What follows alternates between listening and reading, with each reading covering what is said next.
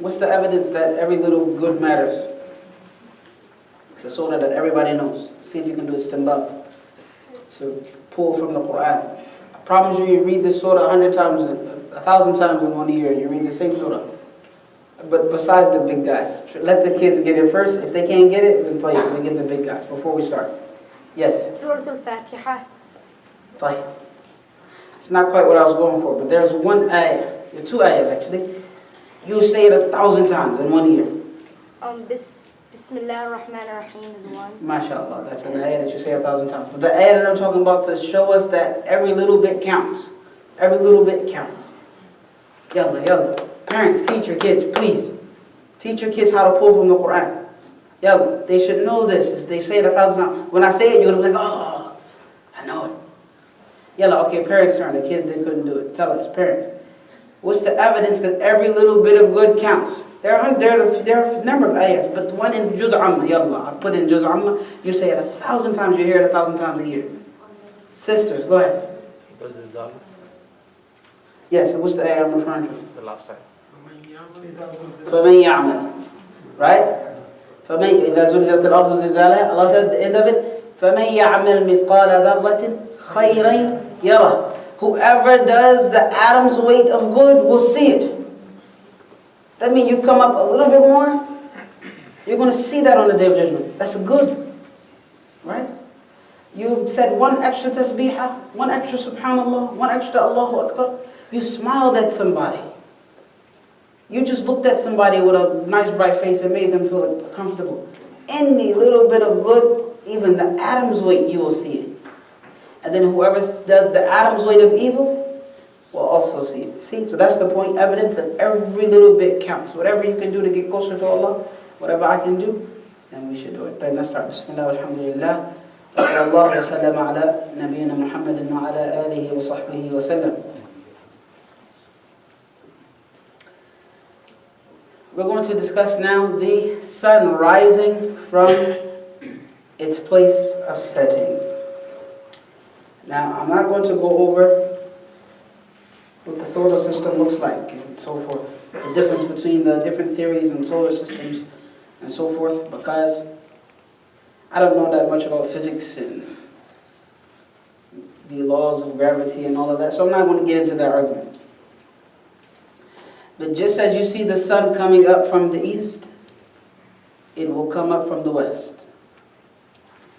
So whatever needs to take place in space will happen so that the sun can come up from the west. Whatever that is going to happen. I don't know what's going to happen to make it turn, but I do know Allah says, "Kullun fi falakin yasbahun." Good job. Every single celestial body, it's in its own orbit, swimming. It's swimming in its own orbit. Everything has its own motion in space. Every planet has its own motion. The sun has its own motion in space. So, there will be some movement, a sudden movement and change in the movement of the stars and the planets. The people in the morning time will expect the sun to rise from the east and it will rise from the west. You know, the first time I studied this, I was, I would say 15. And I studied it the night before. I was watching a DVD about, the signs of the last day or something. And I woke up in the morning and I was, after Fajr, I was making wudu, getting ready for school. And suddenly I saw the sun rising from the opposite direction. You know how in the movies the monster comes out or something like that, the bad man, the person does like this? That's what I did. I saw it sparkling, and I'm like, no way. I was doing really slow like this. Then when I finally saw it, it was the reflection of the sun in the mirror and the building next to, oh man. But I was scared. So the sun will rise from where it sets. Abraham, our prophet, the father of Ishmael and Isaac, he argued with a king one day. And he argued with the king not because he wanted to pick a fight, but this king thought that he could argue about God to Abraham just because God gave him mulk, which is God gave him a kingship. And it could have been Nimrod, the king Nimrod, or other than him. Wallahu a'lam. The Mufassirun say it's Nimrod. Those who explain the Quran say that it was Nimrod or Nimrod. That's why a person says you're a Nimrod, means you're not so smart. Because he was defeated by Abraham in this argument. Abraham said to Nimrod, or Nimrod, my Lord is the one who gives life and causes death. Nimrod said, I too give life and cause death. And how would he explain that? Yes, tell me, Habib. He ordered his men to take a slave, and then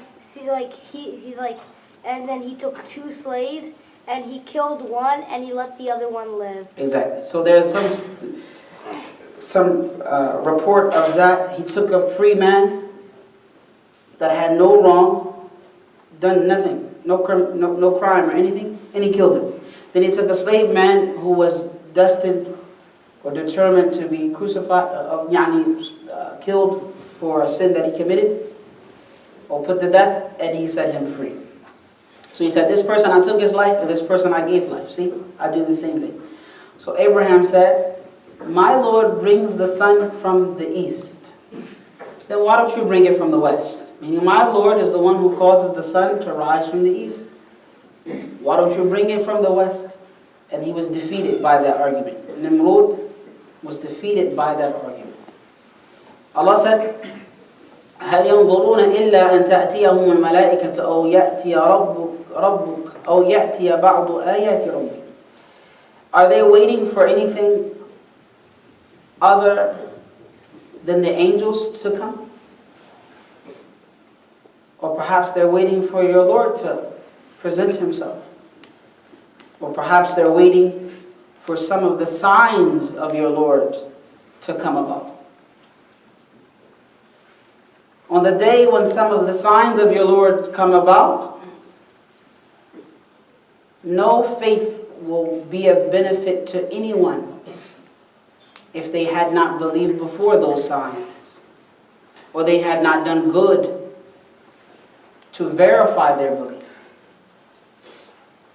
Allah said to the Prophet, tell them, meaning the rejectors, and he's particularly talking about Quraysh, which is his tribe that disbelieved in him. Tell them, he's talking to them directly, and then of course anyone who fits their shoes thereafter. Tell them, wait, because we are too waiting. And this ayah, Allah said, what are they waiting for? Allah gives you the verses from the Quran. He gives you the miracles in the Quran.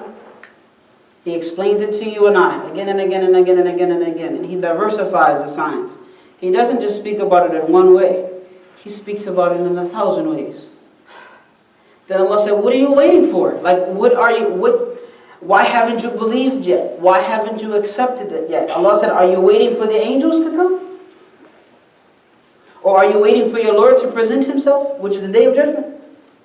Or are you waiting for some of the signs of God to manifest itself? He said, on the day when some of the signs of God manifest itself, no one will benefit from their faith then.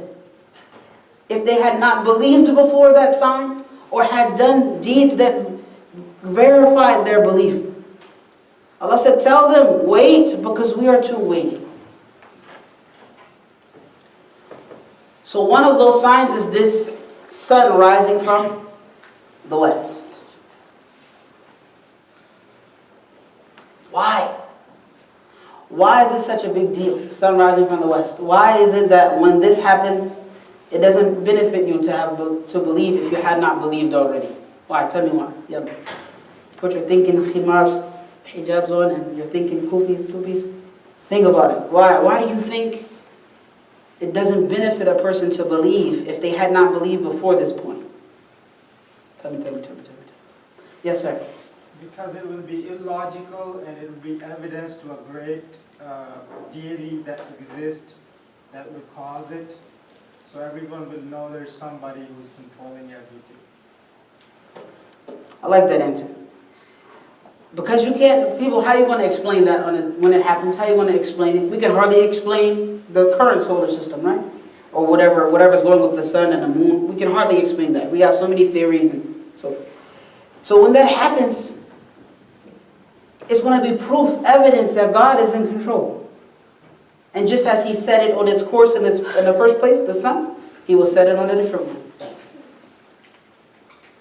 And most of belief is dependent upon what? Most of your faith is dependent upon what you cannot see.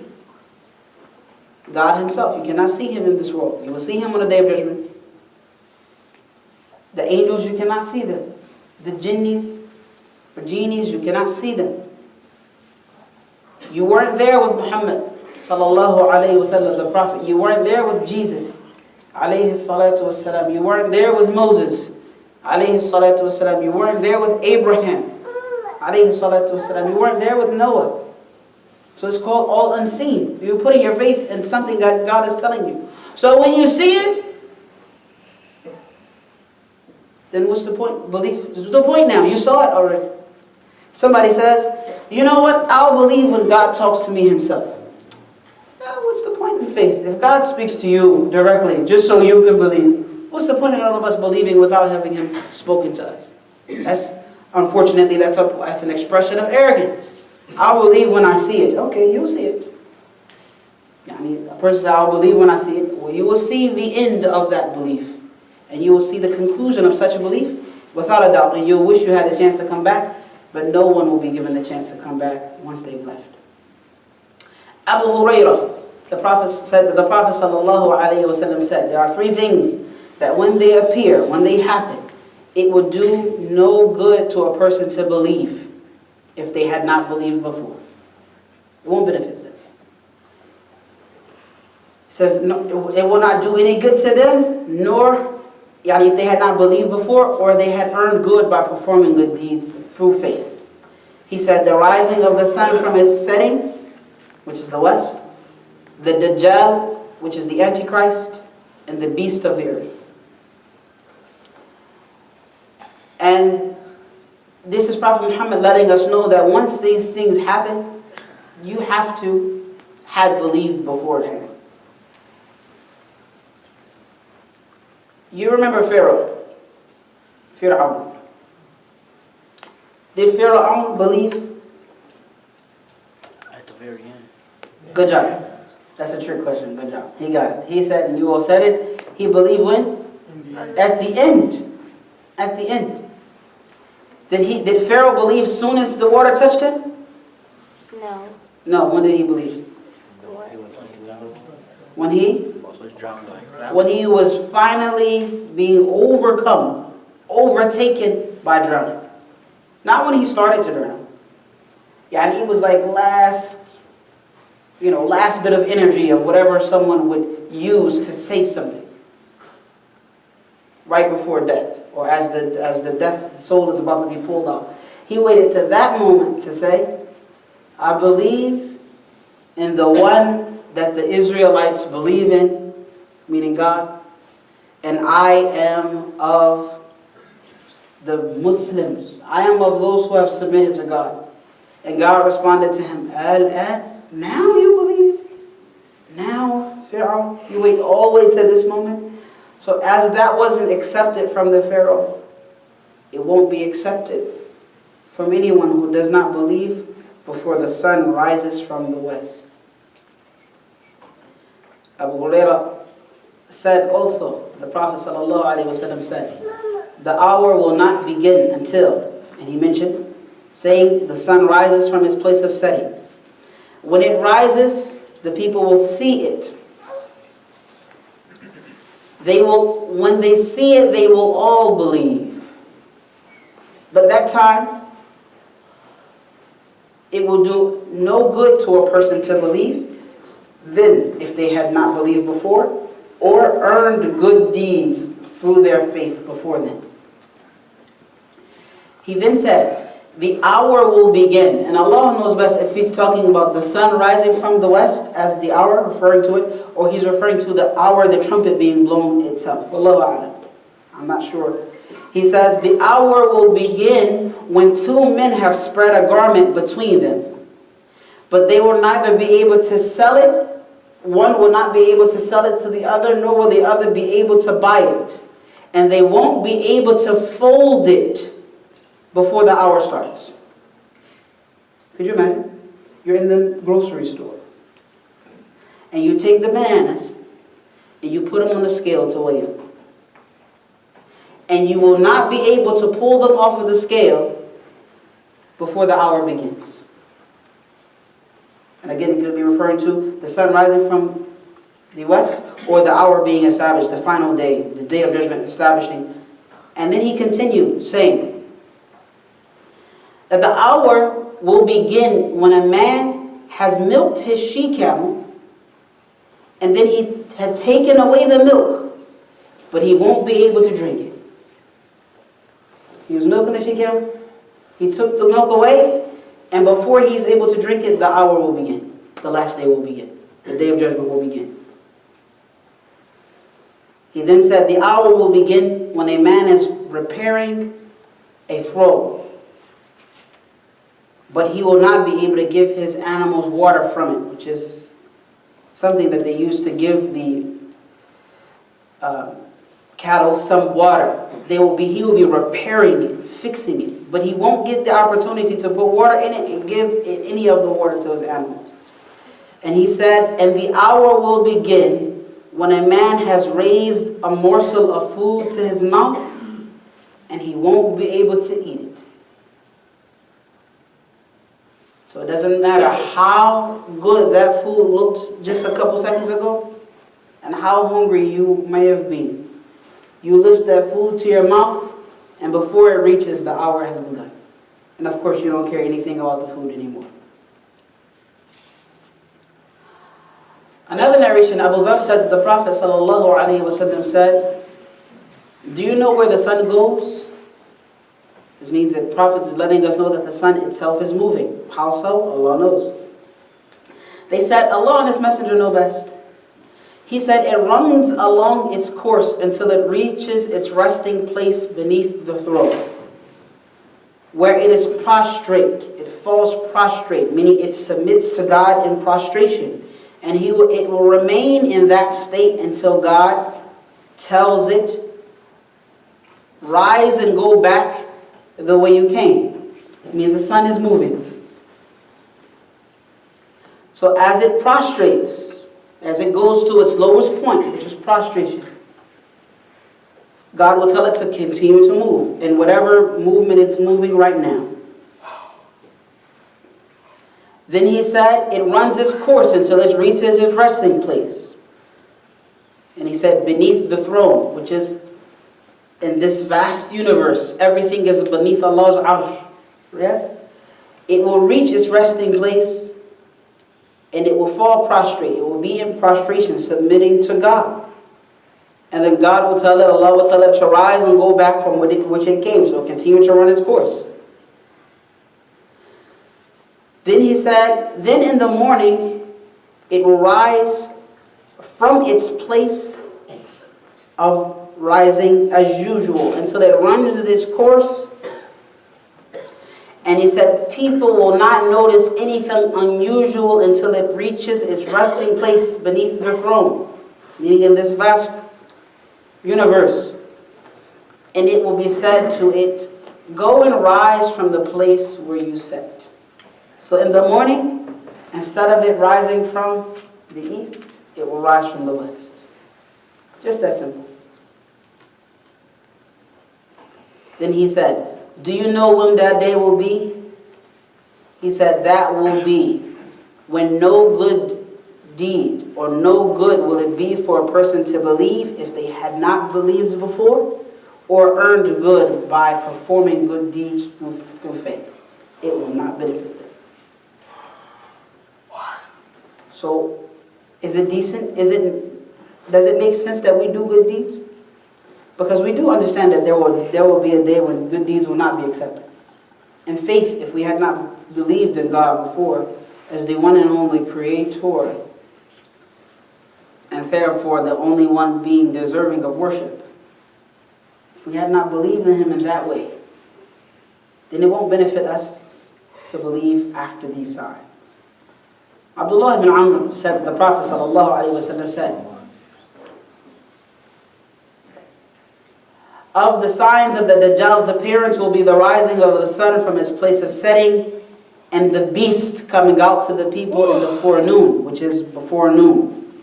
Whichever one of them appears first, the other one will follow. But you might say, how can we understand this with the other ahadith, the other narrations, that the Dajjal comes before the sun and the beast?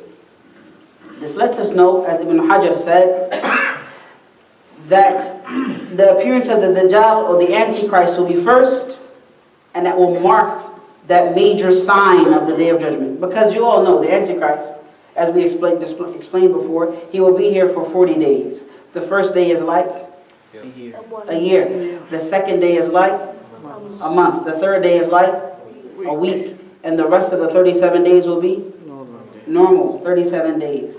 He will go in every town in the world possible except Mecca and Medina. He will not be able to enter. What will be prohibiting him from entering Mecca and Medina? The angels. Then they will drive him where? Where will they direct him to? Syria. And in Damascus, who will descend from the heavens? Isa, Jesus, the son of Mary. And he will meet the Dajjal, the Antichrist, where? Where? Al-Aqsa. But where particularly? Jerusalem. Where? Starts with Lam. Al. Starts with Al. Lud. Babu Lud. He will meet him at a gate or a town called Lud. Lud is there. L-O-D. Look up. L-O-D. That's where he will meet the Antichrist. When the Antichrist sees him, he will begin to dissolve, and Jesus will chase him down until not only does he strike him with his spear, but he shows the people the blood of the Dajjal to prove to the people that this creature is not God, which is the Dajjal. He is not God, and here I've defeated him.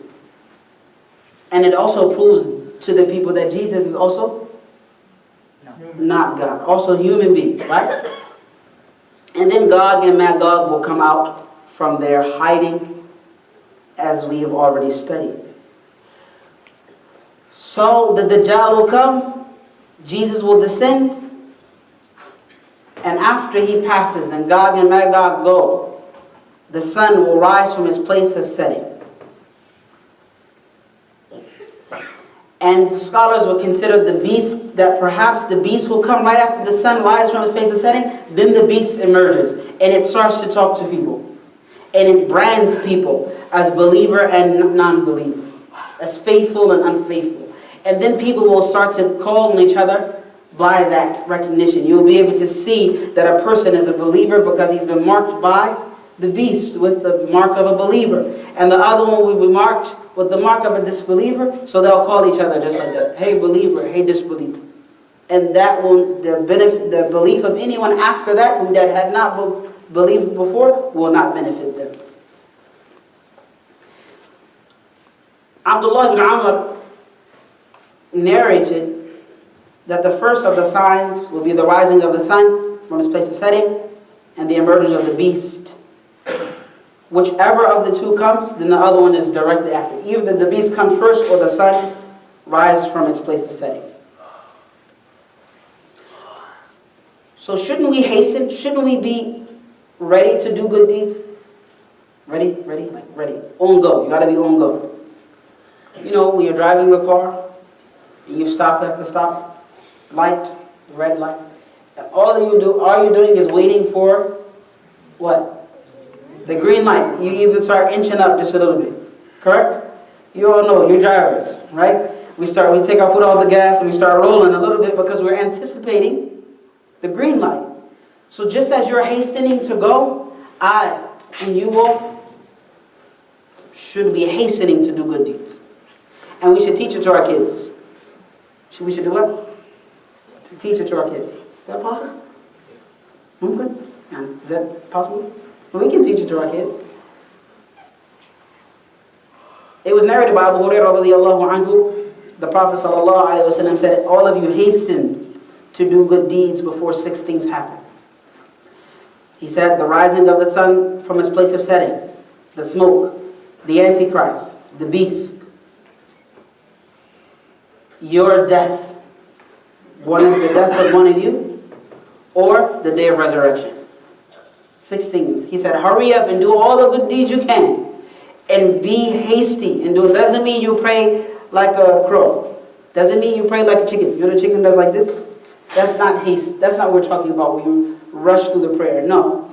But you don't delay it. You get that first opportunity you get, you go to the masjid. First opportunity you get, you smile at someone's face. The first opportunity you get, you go and buy some food for someone, or go visit the sick, or be kind to your neighbor and help them out. The first opportunity you get, you say salam to your mother, send her a text, tell her I love you, or your father. First opportunity you get, you play with your kids, right? Ask them about their schoolwork, ask them about homework, ask them about things they might be going through. First opportunity you get, you do all the good deeds that you can, as I should do all the good deeds that I can. First opportunity. That's what it means, to hasten to do good deeds. Because either the sun is going to rise from its place of setting, the smoke will appear, the Antichrist will appear, the beast will emerge, your death will reach you, or the day of judgment will begin. So either of those, we have to be on urgency. Everything is urgent. We got to get it done, and we got to get good deeds done now. That is the sun rising from the west. Any questions before we go on to the fire? Questions. Comments? Sisters, questions, comments? So the question regarding Pharaoh's accepting at the very last moment. Yes. We have a notion like, if you say La ilaha illallah Muhammad Rasulullah before you die, you are basically like, You're saved. something like that. So Right. can we does that contradict that particular notion? Good question. Our brother asked, we have been taught in Islam that if you say the testimony of faith, which is La ilaha illallah Muhammadur Rasulullah, that there is no God that actually exists beside God himself, which is Allah, and Muhammad is his messenger. If you say that before you die, you're going to paradise. Correct? That's generally speaking. But Prophet Muhammad said in another hadith, مَا لَمْ يُغَرْغِرْ. That will be accepted from a person as long as they are not now choking off of death.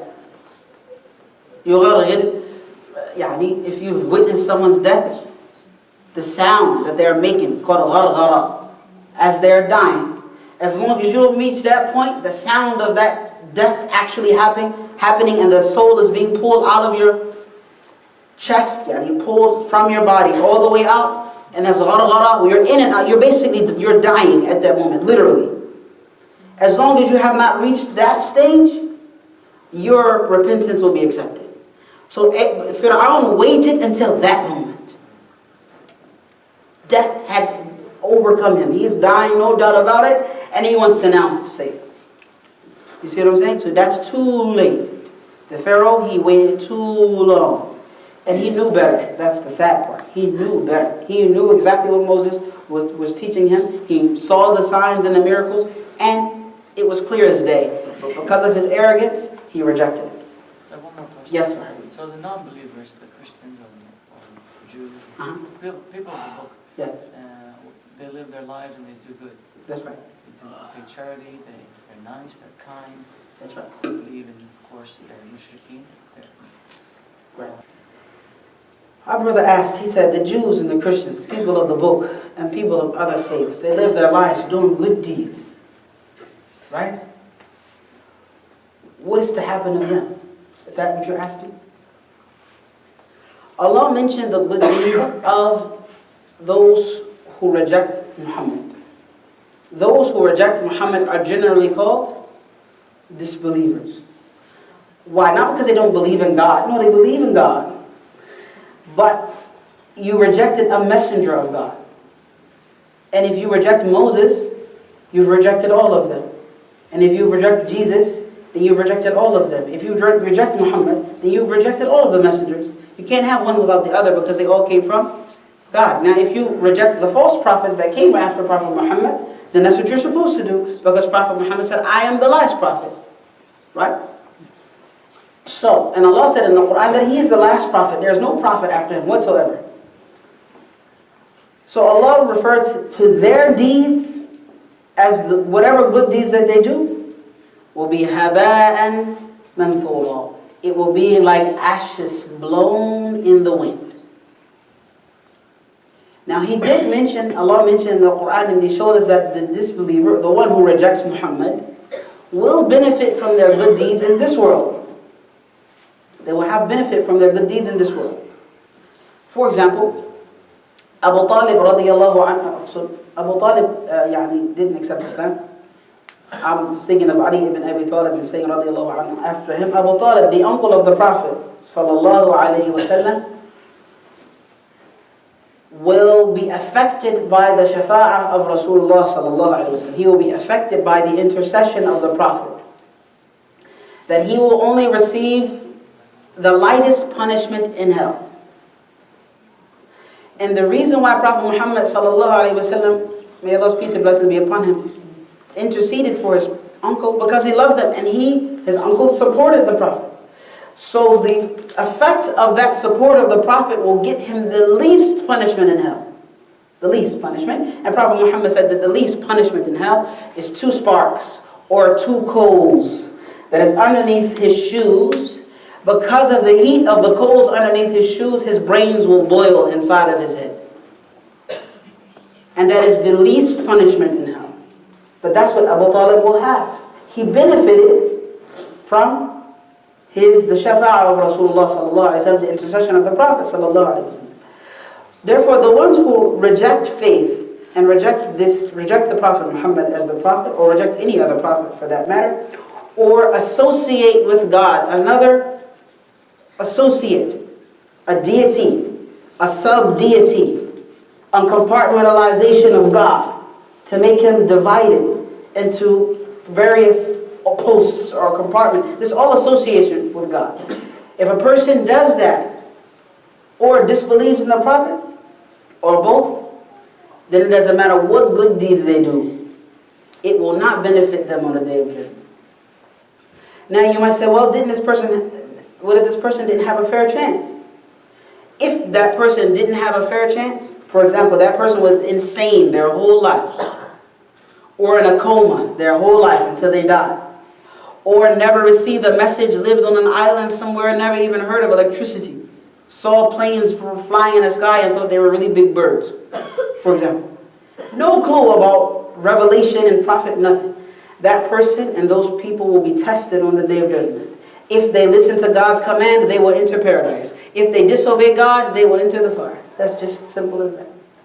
So those people who do good deeds, the people of the book, and others that are close to you, that are kind to you, that smile at you, that help you, please pray for them. And care whether or not they're guided. Care about it. Because Prophet Muhammad sallallahu alayhi wa sallam, he was rahmatun lil alameen. He was a mercy to all of the worlds. And Allah said about him sallallahu alayhi, He praised him, لَعَلَّكَ بَاخِعٌ نَفْسَكَ عَلَى آثَارِهِمْ إِن لَمْ يُؤْمِنُوا بِهَذَا الْحَدِيثِ أَسَفًا. Out of sorrow for their steps, meaning away from you, you almost destroy yourself. Muhammad, you almost destroy yourself out of what? Sorrow, out of worry for them, because they refuse to follow this Quran. And Allah says, لَعَلَّكَ بَاخِعٌ نَفْسَكَ أَلَّا يَكُونُوا مُؤْمِنِينَ. Perhaps, Muhammad, you almost drive yourself to your own demise just because they don't believe. Prophet Muhammad said, أَنَا آخِذٌ بِحُجَجِكُمْ كَمَا قَالَ. I'm holding on to your waistbands, your belts. I'm holding on to you all. Basically trying to keep you from the fire. Do you know the moths? Are they moths? Those flying animals that follow light. And if you make a campfire, they fall into the fire. Prophet Muhammad said, the example of me and you all is like a man who struck a fire and the insects started to dive into the fire. So he's trying to save them from the fire. And Prophet Muhammad said, I'm holding on to your belts. If he's holding on to your belt, if I grab you by your belt, most likely you're not going anywhere, right? That's the best place I can hold you from, to keep you with me. He said, I'm holding on to you all, but you all insist upon falling into the fire. You come out of my hands and you fall in anyway. That's the effort of the Prophet. We Muslims, we got to get something together. We got to get something straight. We need to be at the service of everyone who speaks, hears, sees, to get them to at least understand, to explain to them our perspective, what Islam is, and what the fact that we believe that God is the only deity that actually exists, and that Muhammad is his messenger. We got to work a lot harder. And those people that are driving beside you in the car, of their different backgrounds and different skin colors, you and I should be worried for their well-being. So though they do not benefit from their good deeds here or hereafter, we should still be what? Worried and concerned and struggle for their guidance as much as possible. Any more questions? Yeah, one here. Go ahead. I'm trying to tell us to stop making dua, Allahumma Rabbana Sunnah al-Qawm al-Kafirin. There is, a lot of disbelievers around the world, every places.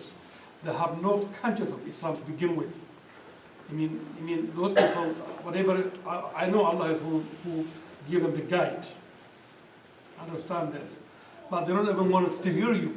They don't even want to see about your belief. How can you deal with these people?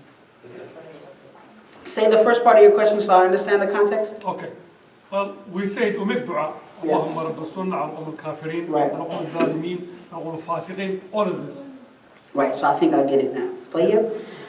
So we usually make dua. God grant us victory over those who reject faith. God grant us victory over those who insist upon indecency and ill conduct. Grant us victory over them. What does that mean? Does it mean you hate your neighbors? What about the ones who are so, they don't even care. They want to hear you. They want to listen to you. They want to be so evil to you. They want to call your names and be racist. Right? What about those people? A disbeliever is of different rank. Not all disbelievers are the same. Some disbelievers are very kind, very nice. They will help you. Like Abu Talib helped his nephew. He was still a disbeliever, but he still supported his nephew and protected his nephew with his own life. So he benefited, because of that, he benefited from the intercession of the Prophet. And Allah told us that Allah does not prohibit us from dealing in a beautiful, wonderful, truthful manner with people who behave in that way with us, the kind ones that do not share our faith. We can deal with them with honor, respect. We can deal with them with wafat, which is to fulfill our duties to them, right? To be kind to them and so forth. But the kafir that you're talking about, the disbeliever that you're talking about, that we need to have victory over, is the one who oppresses us and uses tyranny against us. It can be here or in Burma. Right? It can be here or Central African Republic. It can be here or Palestine. But they're using tyranny and strategies of tyranny to murder, massacre, and destroy believers. Those are the ones you call the aggressive disbelievers, and those are the ones that you're saying, oh Allah, give us victory over them. You're not necessarily talking about the one who is kind to you, who is nice to you, who gives you food and you give them food. You get what I'm saying? There's two different types of disbelievers. But all we can do, as Allah said, وَجَادِلْهُمْ بِالَّتِي هِيَ أَحْسَنُ. Even when you argue with them, debate with them in the best manner possible. Right? So there is a such thing as a person who's going to come to you respectfully and say, hey, let's talk about your faith, let's talk about my faith. Do you talk? He disagrees with you, you disagree with him or her, and so forth, and then you go on about your day. They understood at least what you believe, and you understood what they believe. That's different. But now the one that wants to come against you and fight against you and make it hard for you and oppress you and call your names and so forth, that's a different type. So you have to deal with, people who do not share your faith. You have to deal with them according to the way that they present themselves. It's the base form of our dealing with anybody is with ihsan, with excellence, not with wafa, not even repaying them their good. To deal with anybody and everybody with what? Excellence. That means no matter what anyone does, you try your best to be excellent, to excel. But there is a such thing as those who insist upon tyranny and so on and so forth, and they have another mode of conduct, that is necessary. So those are the ones that we ask Allah to give us victory over, and not to allow them to continue to be, express their tyranny on the believers. So there will be a fire that will gather everybody to their place of gathering. Now, the place of gathering is where? Where will we be gathered to be resurrected from? Arafat, Sham, Syria, Levant, the Levant, Syria, Palestine, Jordan, Lebanon, that's all the greater Syria. We will be gathered there. Hudhayfa ibn Usayd al-Ghifari said that the Prophet ﷺ looked out over us while we were talking and said, "What are you talking about?" They said, "We are talking about the hour."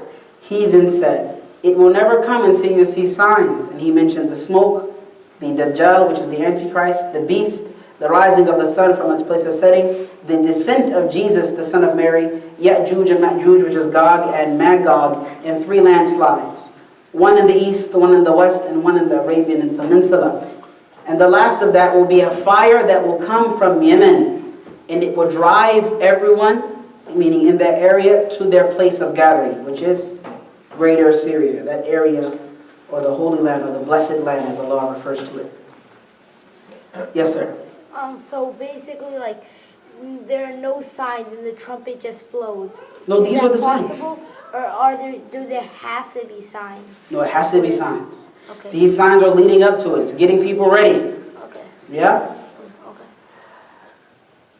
Prophet Muhammad also said, "And a fire will emerge from the furthest part of Aden and drive the people." I'm going to explain what the fire is going to do. Abdullah ibn Umar said that the Prophet ﷺ said, "A fire will emerge before the Day of Judgment from the sea of Hadramaut, or from Hadramaut, which is typically known as southern Yemen.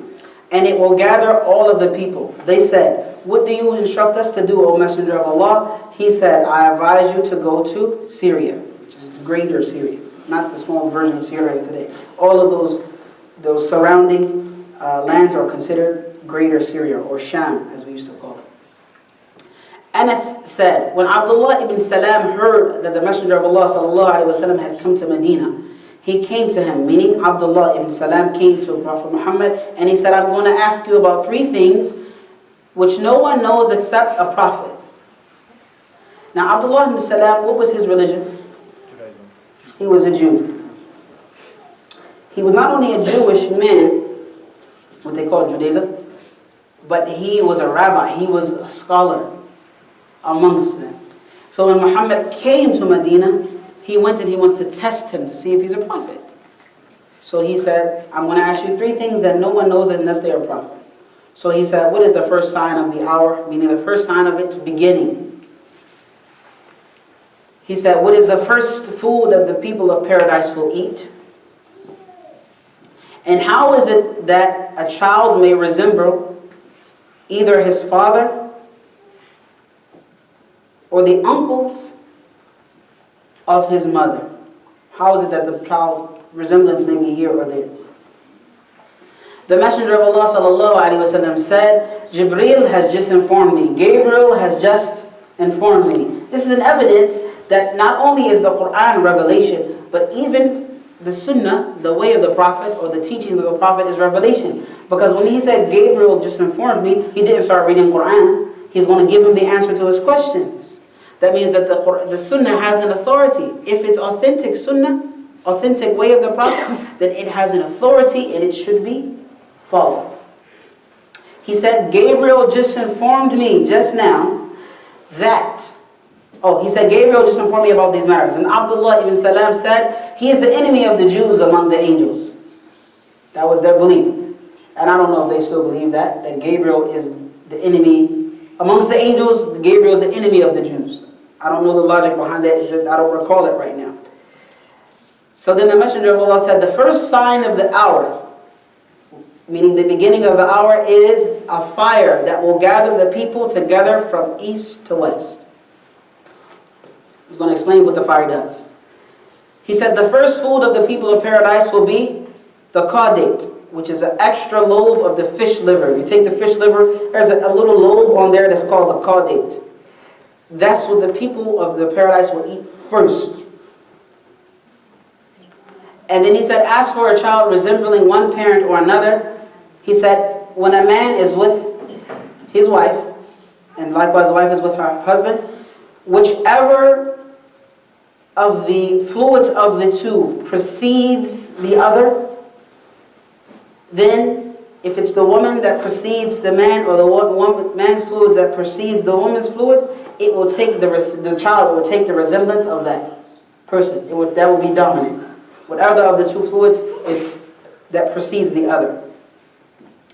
Then Abdullah said, I bear witness that you are the messenger of Allah.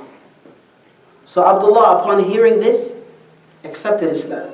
This Jewish man, Jewish rabbi, accepted Islam. And he wasn't the only one. Many of the Jewish rabbis of Medina accepted Islam, and then others, of course, rejected and so forth.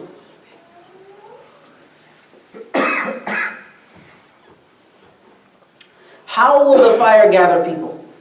Abu Hurairah said that the Prophet ﷺ said, the people will be gathered in 3 groups, hoping for paradise and fearing the hellfire. 2 people will be on a camel, 3 people will be on another camel, and 10 people on another camel.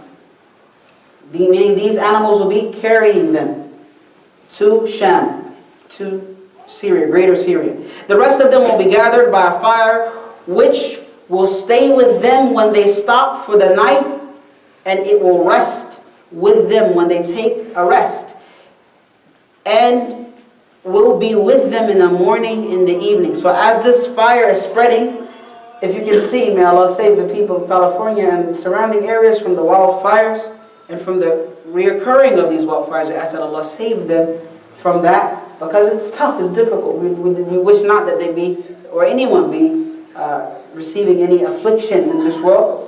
We ask that Allah subhanahu wa ta'ala save them and save us all from natural disasters. The fire is moving and you have nothing to do. You can't stop it. Go ahead, use water. It's not going to work. They tried it. Right? Eventually water runs out. If it's a drought and the wildfire sparks, that's it. And it comes in and destroys house after house after house after field after house after building. So imagine that. That's what's going to be gathering people. The only difference is when they stop, the fire will stop. Right there. And when they get up and go, it will keep following them and pushing them towards Sham, which is greater Syria.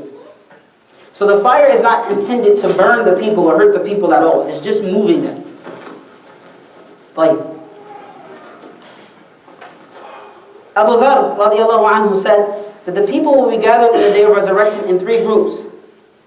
Some people will be fed and clothed, having food and clothing. Others will be riding, and others will be walking and running. And others will be dragged on their faces by the angels. One of them said, these 2 groups we know. We understand 2 of them, but the third one, what do you mean walking and running? The Prophet ﷺ said that Allah will cause their mounts, which is what they get on their saddles, to contract diseases. Meaning there will be a disease that will eat this mount of theirs until no mounts are left. To such an extent that a man who had a very nice garden, a very rich man, will give it up in return for a week-old camel with a small saddle. And he won't be able to find a single one. So these people will be walking and running towards Asham as the fire is gathering them. Something that they can see.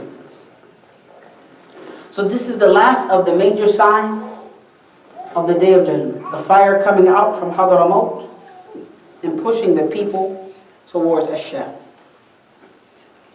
You see the details that we have for us to understand and to follow? And these details, Allah knows best if they exist with any other group of people. And not only are these details there, but we know, the believers we know, Muslims believe in Muhammad, and we know how many gray hairs he had between his beard and his head. We know what would make him smile. We know what would make him laugh. We know what would make him cry. We know how he relieved himself from the restroom. And we know how he felt about his kids. We know everything about our Prophet. We know how he slept. We know what he did when he woke up frightened from sleep. We know what he did when he saw a storm approaching and he paced back and forth from the house and inside the house and outside. We know what his gait was, how he walked. We know what his build was. We know what his favorite foods were. You understand?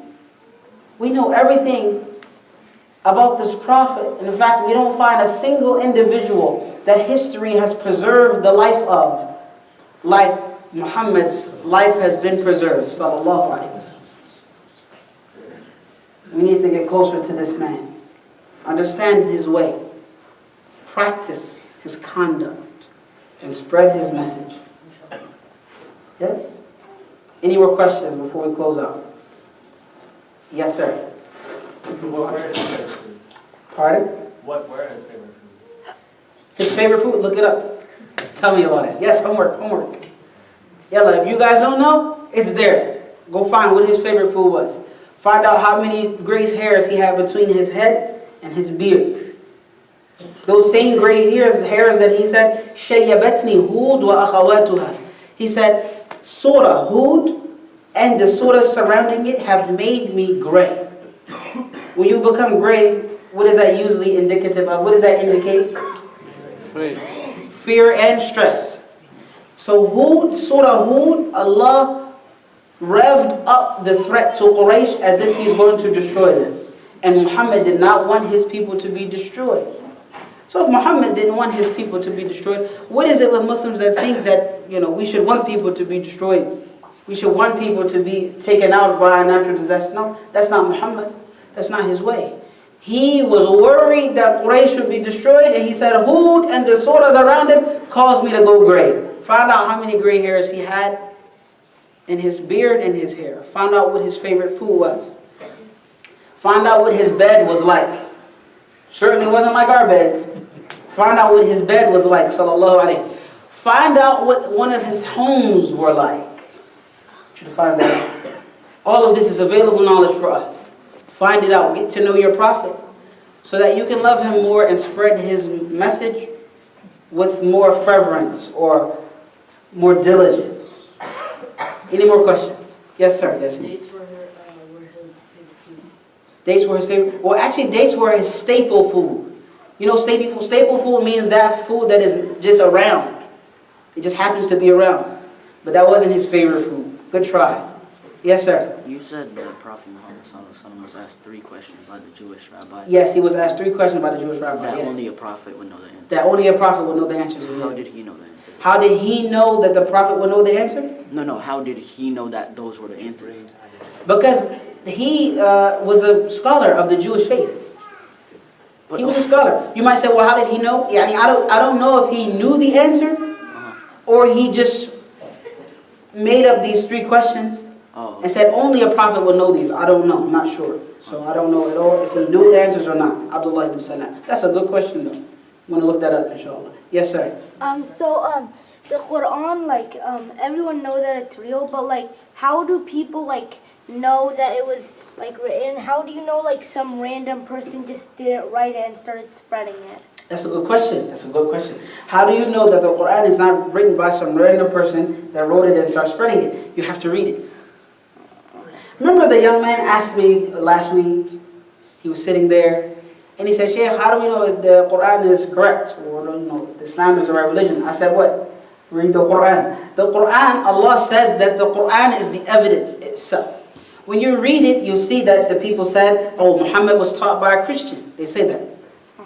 They say, oh, Muhammad is possessed by a jinn, spirit. They say, oh, Muhammad is a magician. Allah mentions all of these excuses in the Quran, and God, Allah, refutes them, debunks them one by one. Right? But you have to read the Quran to come up to those answers, right? I want you to read it. So try your best. Read the Quran, I'm talking about reading the language that you understand. So please, most of you speak English, so please read the English, or if you prefer Urdu or whatever language you prefer, but read the translation so you come across the answers to these questions. And you will know by the Quran it speaks for itself. So read it and you will understand. Yes, sir. The Quran was collected after the death of the Prophet ﷺ. Jam' al-Quran, صح? So how do we know the order? Like, why did they bring Surah Al-Fatiha the first one? Good question. Surah Al-Nas the last one. Good job. So he said that the Quran was compiled after the death of the Prophet. So how do we know the order? The reality is the Quran was compiled in the heart of the Prophet ﷺ before on paper. But he also had that paper form. He had that book form recorded, and it was in Hafsa's house.